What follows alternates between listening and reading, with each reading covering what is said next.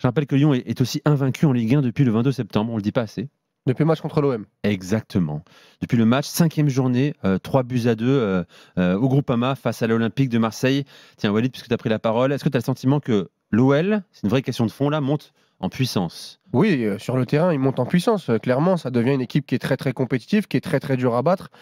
Il a fallu un concours de circonstances pour voir l'Olympique de Marseille dans un match un peu lunaire gagner cette rencontre, même s'il y a aussi certains matchs nuls qui peuvent déranger face à des petites équipes. Enfin, des petites équipes, ça reste à relativiser quand on voit ce que Auxerre fait depuis le début de saison, mais le 2 partout contre Auxerre, le 1 partout contre Reims, surtout que contre Reims, l'Olympique Lyonnais mérite la victoire. Donc tout n'est pas à chaque fois parfait. Il faudra aussi mettre le bilan en Europa League dedans, parce que la dernière défaite, ça reste quand même Beşiktaş en Europa League, toute compétition confondue, où sur la première heure, il n'y a pas photo entre Lyon et Beşiktaş. Lyon est bien supérieur.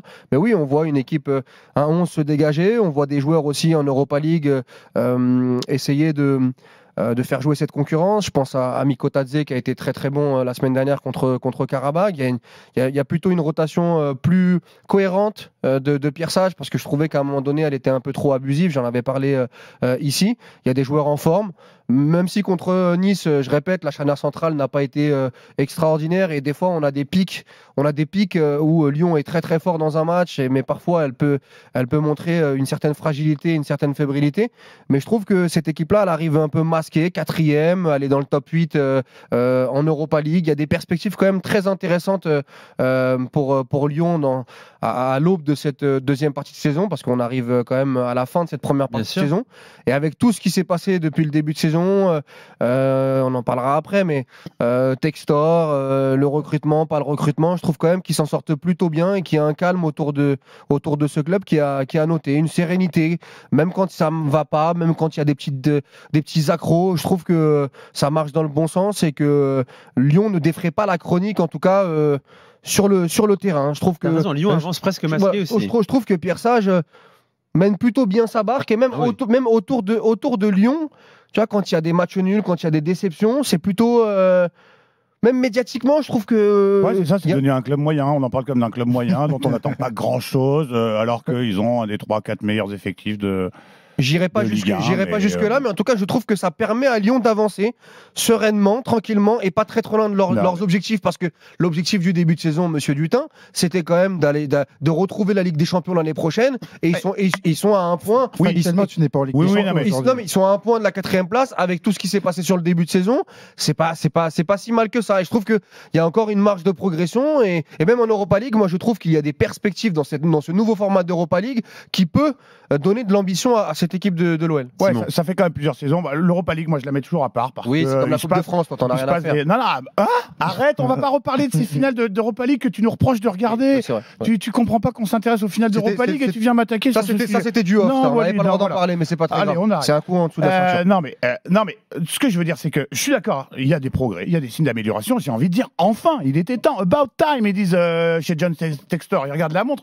Parce que moi, je mets le même package que l'an dernier. Alors, je sais que Pierre Sage bénéficie d'une validation permanente, quoi qu'il fasse. Ah ouais, il va fort. La validation de Pierre Sage. Quoi qu'il fasse, quoi qu'il dise, quoi qu'il touche, Pierre Sage est un authentique. Tu dois pas beaucoup écouter les émissions, récemment, t'es revenu un petit peu sur terre. Non, mais récemment, on avait fait des émissions avec Kevin où je disais que tout n'était pas parfait, mais je parle plus de l'état global autour du club. L'an dernier, tu l'as porté au nu, alors que il a fait 6e avec l'Olympique Lyonnais.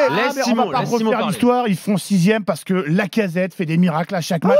Je vais pas te refaire la liste. Je vais pas vous refaire la liste des matchs. Les gars, c'est pas les Simon. On se refait les matchs, mais l'an dernier, ils doivent perdre à Nice, ils doivent perdre à Metz, ils doivent perdre partout, et à chaque fois, ils sont sauvés par Montpellier, ils sont sauvés par des exploits de Lacazette. Bravo. Et je m'en félicite. Je suis d'accord, il y a des motifs de satisfaction. Je dis juste doucement, il y a Karabakh en Ligue Europa, et contre Nice, vous l'avez vu le match contre Nice. Contre Nice, l'affaire, elle peut mal se mettre. Je veux dire, elle est en trompe-l'œil, comme on dit dans notre jargon. Je trouve que le score, il est victoire. T'as l'égalisation niçoise qui est refusée parce qu'il y a une faute à 2 km du but sur le penalty. Il y a le à mon avis, il y a penalty sur Guessant. Ah oui, c'est sûr. Même la direction de l'arbitrage l'a dit. Donc après, ça égalise aussi. Il y a Ndombele qui goinfre alors que t'as l'impression qu'il a pas envie de se fâcher avec son ancien club. Simon, t'as un problème avec Lyon, Simon. C'est quoi le problème? C'était un problème avec Lyon. J'ai pas de problème avec Lyon. En fait, c'est que je suis d'accord qu'il y a des progrès, mais j'en attends plus en fait. Enfin, si t'es honnête, c'est comme les adultes avec les enfants. T'es sévère avec un enfant parce que en classe, tu lui mets des mauvaises appréciations parce qu'il a du potentiel. Voilà, Lyon, il manque du gras. Voilà, Lyon, il manque du gras. C'est quand même une équipe qui progresse, c'est une équipe qui est compétitive. Regarde l'effectif qu'ils ont, Walid, c'est pas possible. Je peux pas entendre ça. Là où Simon a raison, c'est que c'est presque normal que Lyon en soit là. Et que Lyon pourrait être quand même un peu plus haut. Avec un tel effectif, une telle profondeur également. En début de saison, on avait dit quoi sur Lyon? On avait dit quoi en début de saison?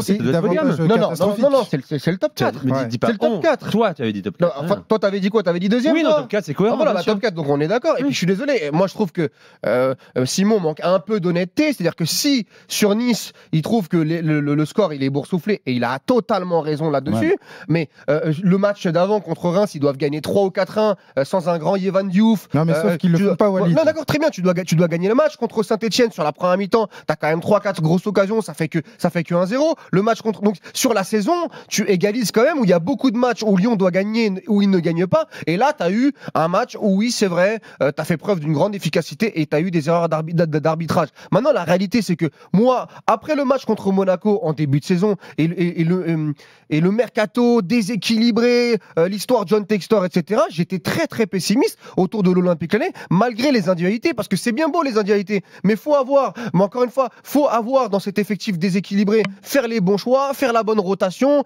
concerner les mecs. Le Ryan Cherki qui était dans le loft pendant tout le mois d'août, il faut le reconcerner et voir ce Ryan Cherki aussi bon. C'est aussi à un moment donné qu'il y a eu des bonnes choses et des bons choix de fait sur le système de jeu. Quand je vois Simon balayer d'un revers de main en disant bon bah c'est normal ce qu'ils font, etc. Oui, peut-être que c'est normal, mais il faut dire que pour l'instant, Lyon est pas loin d'être dans les clous.